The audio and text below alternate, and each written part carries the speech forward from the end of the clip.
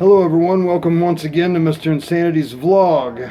I'm Mr. Insanity, Toby Klein. Today my guest, Krazy, Brandon Cundiff. How are you, sir? Good, how are you, Toby? I'm doing great. This guy traveled with me up and down the coast and all over the U.S. for at least 10 years straight, but we've known each other for going on 20 years now. You came into the ASWA Training Center back in 1998 after seeing a show in Lexington, Ohio, correct? Yep, I believe the show is in March, and then that's when they told me to come just bounce around, so I went for a tryout, and I was hooked. Yeah. And the name Krazy came about pretty quickly, or? No, actually, it was almost time for my first match. GQ Status was your debut match? Correct. And it was just one of those Hi, things. GQ. I was just more worried about, getting the moves down and making sure that everything's performed correctly and I didn't hurt anybody. And it was after probably 20 or 30 times of taking Jeff Cannon's side slam. And I kept jumping up saying, "We doing this again?" He'd be like, "You were crazy." I said, "I am crazy." So I started out with "I am crazy," and then after a while I just shortened it down to Krazy, and here we are, 18 years later. Early promotions worked for. ASWA was obviously the first, but after that, Championship Wrestling, Pizza We Joe, did Championship Wrestling. I Jamie remember. Scott, Erie, Pennsylvania. What Yep. was Insane? No, his was Intense. Intense Championship Because Wrestling. then Malcolm Sr. had. Insane Championship Yep, Wrestling. yeah, 'cause Which you wrestled for Malcolm Sr. too, Yep, right? the BUG. I remember the first match with him inside that hockey arena. Yep. And then we had the two ICWs and some of those promotions Spot shows here and there where they Yeah. probably wouldn't run again. They probably ran once, lost too much money, and never ran again. down there in Urbana for Fat Pat.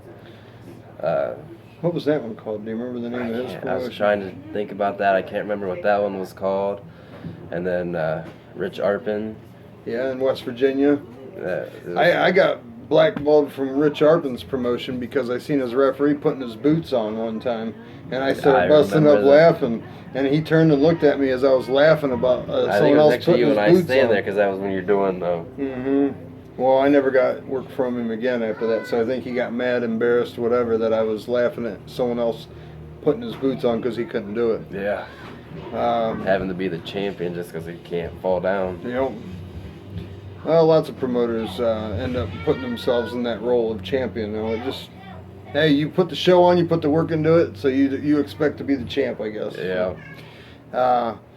Now, big names. I remember a big name you wrestled in. I was thinking 1999, but It may have been, but I'm thinking it was probably more 2000. the late Viscera, Yep, Viscera. and that was in your hometown. It was right there in Bucyrus at the Crawford County Fair.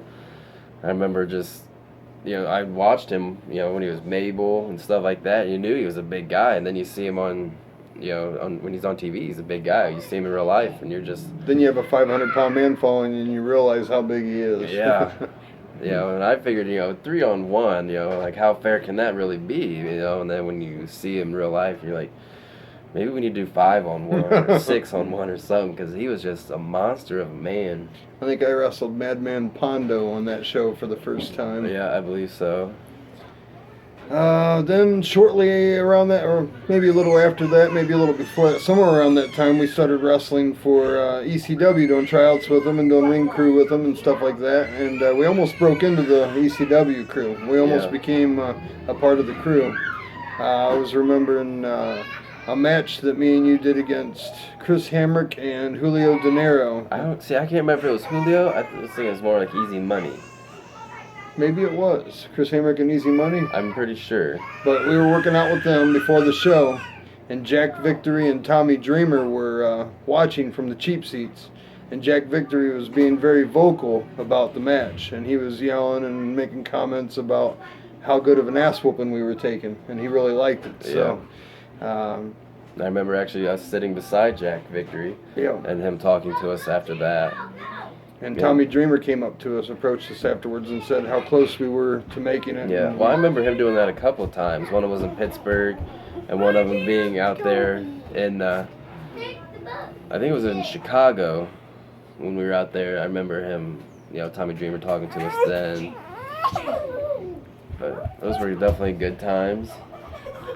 We were real close. I think if we would have done the ring crew out in Los Angeles for them when they went out, not only would we have been involved in a fist fight with Homeless Jimmy, but we would have also got contracts with ECW had we won. I think so. Mike Keener and H.C. Loke and the late Mike Bell and the late Sweet Stevie Lee and Danny Daniels. There would have been a group of us that would have got hired in full time had we made that commitment. But now Danny Daniels did get in there quite a bit. He was, I think they used him as a ref that was a dirty ref, and he became a wrestler out of that for him. But I remember Spike Dudley talking to us out there in Chicago. He was making his return. Nobody even knew that he was coming back as far as fans go.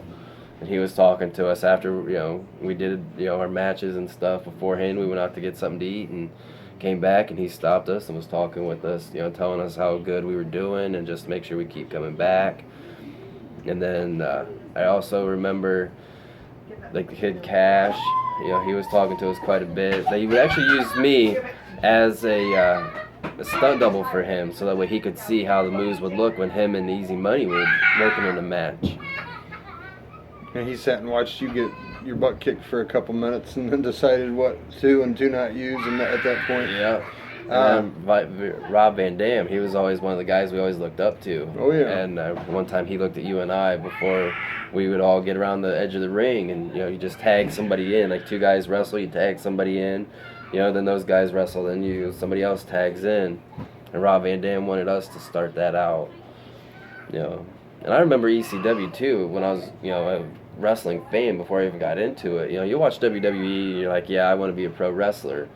And then when you see ECW, you know that those guys are the ones that are wrestling. Those are the guys that it's not all about the show. It's about the wrestling. It was gritty, it was real, it was rough, it was more of an awesome experience watching their shows. And that's where I wanted to go too. Everybody's always like, why don't you make it, to WWE? You ever thought about going there? And it's like, well, ECW is where I'd rather be. That was pretty fun times. Yeah, that was a great time to be in the wrestling business. Wrestling 4 times, sometimes 4 times a weekend. Have to wrestle in the early match in one show, stay in a wrestling gear, drive to the next one, be later in the show. It was not uncommon for us to do 3 or 4 shows in a weekend, and we would be... And then even some on Wednesdays. Maybe West Virginia on a Friday night, Pennsylvania on a Saturday, and Michigan on a Sunday. It was all over for a while. Yeah. Every weekend after weekend, for a couple years straight, we were 3 shows, 4 shows a weekend, every weekend. Well, yeah, because we had, 4 different promotions up there in Detroit we'd wrestle for, and a couple out there in Pittsburgh, and just any local ones that were in between here and there. And it was always you, Deranged, and myself, and occasionally another scraggler, the late Brain Damage. Yep, sometimes he would be with us. Or Homeless Jimmy. Pat Yutzi. Mako Kalin. Yep. Yeah, there was a group of us that would travel together, and it was just as fun being in the vehicle with the road traveling time as it was to be at the shows. It was a fun time. You really grow, as guys. You realize, what true friends really are when you spend that much time with somebody. When you're on the road and different situations. Just know that if you're there, this guy sitting beside you here, sitting behind you, they're always going to have your back. It doesn't matter, life, death, they're going to go down with you, or they're staying up on top with you. Just great time. There was lots of situations where we probably should have went down together. Some of the stuff we were traveling with in the vehicle, and but that's like we said earlier, that was in the past. We both dealt with addiction. I'm 2.5 years clean from my addiction to opiates. You're going on 5 years clean? Yes, sir. That's awesome. I appreciate it. Do you have any words of advice for people out there that might be struggling, that are watching this, that need some help? Just, if you know that you want help, there's plenty of help out there. It's not something that you're going to just do on your own. I had the help of my wonderful wife. We have a wonderful child.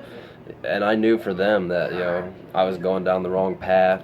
And I didn't want to be one of those people that ends up dead at real young, leave behind a child and a wife. And we both owed extreme amount of money to drug dealers at different times, and that's never good, knowing that there could be some repercussions for that, and just, it's a life that isn't necessary. It's a life that is not necessary, and we both overcame that, and now we can share our testimony to some of the younger guys, and that's really what I want to do. I want to help, in a way, minister to some of these younger guys in the locker rooms, because I know when I started, that stuff was there, and there was nobody to tell you not to do it. Yeah, there was plenty that would tell you to do it, but there were not anyone that would say, don't do that, don't go down that road. Yeah, just guys be like, well, that's not for me, but if you want to do it, you know, there it is, you know. And then you have other guys like, hey, have you ever done this? Have you ever done that? And almost Jimmy brought up, but there was a promoter that said, I don't have any cash for you, but here's some pills. Yeah. That happened several times. Yeah, plenty of that. And then there's times when the promoters would take you out, you know, get you high and stuff like that. And then they tell you, oh, I can't pay for you, but hey, I got you a buzz tonight, fella. You know, it's like, well, that buzz isn't going to get me home tonight. You know, I need some gas money, you know, I still need to eat. Now, let's fast forward to present day. Are you going to return to the ring? Or, I know you did a match earlier this year with ASWA in Mansfield, but is that a possibility? It is a possibility. You know, it's just one of those things with the work schedule and having, you know, a family life and stuff like that. Living 2 hours from Mansfield, you know, it's not like I can just drop, you know, at a drop of a dime, head over there. You know, but, you know, I would definitely, you know, not be opposed to You haven't wrestling. hung the boots up for good yet. No, as a wrestler, I don't think you ever really hang them up for good until you're in the ground.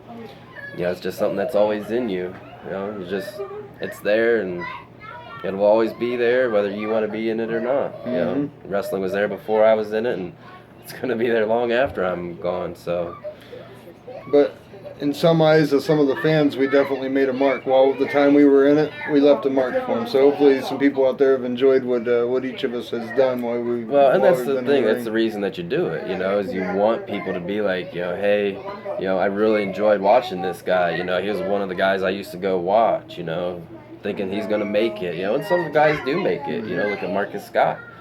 You know, he's making it. You know, great guy. You know, it's great when somebody that you know can make it up to that next level, and that's what, you know, everybody strives to do. You want to make it to the next level. Yes. You know, that's the whole reason behind doing the independence, trying to get up there. And the ASWA is a perfect platform for that. Jimmy's had a couple of success stories now, so. Yeah, and seeing some of these other promotions, you know, we wrestle at, you know, that you can tell these guys used to be, you know, backyarders and stuff like that. And Jimmy Lee, you know, the product that he puts out there, you know, it doesn't matter if he loses 3 guys, he's bringing in 4 that are just as good, if not better, you know, all the time. And, you know, he's definitely one of the better promotions out there. Well, that's why I would not oppose going wrestling for Jimmy again in ASWA. I hope me and you get to tangle again. Hopefully it's an ASWA if it happens. Or even team again as mentally unstable. Yeah, that would definitely be a great time. I'd be excited for that. Well, I appreciate you coming on to the vlog today. Well, I appreciate you having me. This has been Mr. Insanity's vlog with special guest Brandon Cundiff. See you next time.